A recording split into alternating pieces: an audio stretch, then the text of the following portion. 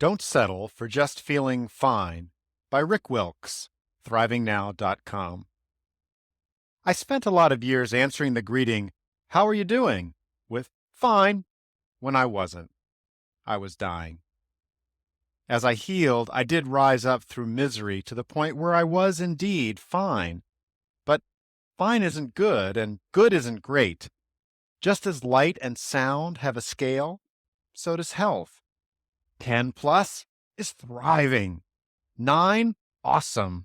8, outstanding. 7, great. 6, good. 5, fine. 4, okay. 3, surviving. 2, miserable. 1, dying. And 0 is dead. Optimal health and vitality have a vibration that is palpable. We can sense the low vibration of those who are sick, and we are refreshed by the energy of those who radiate good cheer. Is our vibration inborn? To an extent, we all know babies born with sunny dispositions. On the other hand, some babies cry a lot and are difficult to console. Yet vibrations change. Sometimes the sunny baby becomes a dark, brooding teenager, and sometimes the nerdy, uptight, unhappy, and lonely teenager grows into a calm and confident adult. Such shifts often seem to happen by chance and circumstance. The question is, can we shift our vibration consciously as an act of intention? Of course, if we're feeling fat and sluggish, we know that physical exercise will improve our vitality even if we don't lose a pound. We know that aerobic exercise builds physical stamina. Weight training builds physical strength. Yoga increases physical flexibility and balance. Massage therapy provides relaxation, increased flow and body awareness, and assists the body in making postural changes.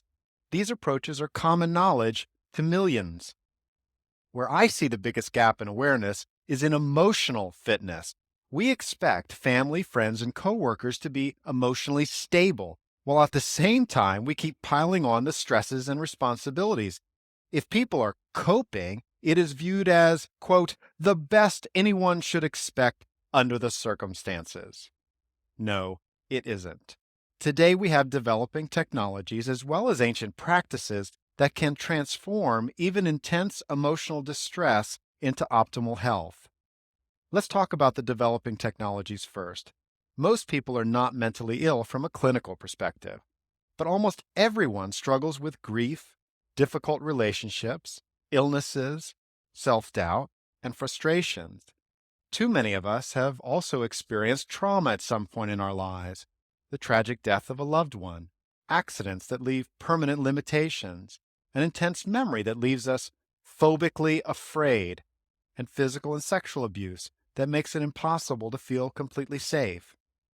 Meridian energy therapy and energy psychology view how we remember, literally how we recreate a memory in our body in the present moment, as a function of the body's energy system. If we feel scared and unsafe in the present over something that happened in the past, energy therapy views this as a disruption of the energy system. Simple as that. To remove the disruption, we address the energy system through the meridians and acupoints, combined with truth and affirmation. The disruption is removed. The memory remains, but it is remembered in a way that does not cause us pain and suffering anymore, and the effect is usually permanent. We're seeing with energy therapy that old emotional baggage can often be set aside without hundreds of hours of professional therapy and drugs. Such medical interventions have a place for the seriously mentally ill. But what solution is being offered to otherwise highly functioning people carrying 1 or 2 old wounds, fears, or behaviors that continue to cause pain? A lifetime-owned Prozac? The solution I use myself and teach to my coaching clients is EFT, Emotional Freedom Techniques, and I am committed to making it commonplace for people to feel emotionally free, balanced, and strong using EFT as a support. I love EFT because it is useful for both individuals and professional practitioners alike. Yet there are also dozens of other techniques and derivatives that can be applied to emotional issues. The Association for Meridian Energy Therapies covers many of them, as does the Association for Comprehensive Energy Psychology. I am convinced that over the next 20 years, energy therapy will emerge as the predominant way that we effectively address emotional pain. That's because the energy system provides us with a direct mechanism to access our God-given power of self-healing. Which leads me to the ancient practices of emotional healing, spiritual connection to a higher source through meditation, prayer, and praise. In meditation, we become quiet and listen within to feel divine peace and guidance. In prayer, we offer our thoughts and worries to God to help resolve the pain in our hearts. We offer praise and worship to express our gratitude for all the blessings in our lives and for life itself. Each of us can experience the healing power of these simple spiritual practices. They don't even take that much time. Support is available from any fellow traveler of the spiritual path. They are, in my life, the foundation of a richly thriving experience. On my road back to optimal health that started 13 years ago, I've taken vitamins, exercised, changed my diet, received and given lots of body work, tapped a lot, and changed many beliefs. I've been supported by family, friends, and coaches. All of these continue as important aspects of my personal health. Yet when I was most ill, my teacher shared the one goal she had for me. I want you to learn how to hear the voice of God within you. Everything else will take care of itself. All the body work, meditation, spiritual counseling, and diet changes we did together were to help me get to that place where I could distinguish my own intuitive inner guidance. It is that guidance that leads me to solutions like EFT, that guides my time with clients and directs my life as a whole, at least when I let it.